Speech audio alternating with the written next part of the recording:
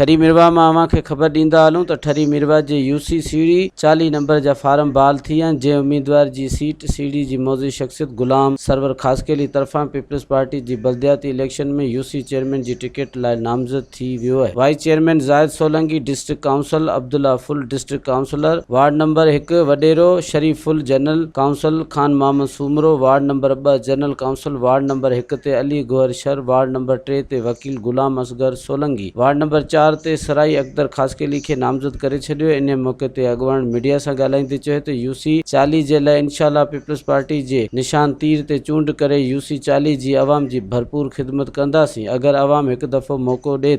मज़ीद ख़बरनि ऐं तफ़सीलात लाइ विज़िट कयो असांजी वेबसाइट www.awamiNewsHD.com ऐं ॾिसंदा रहो अवामी न्यूज़ HD।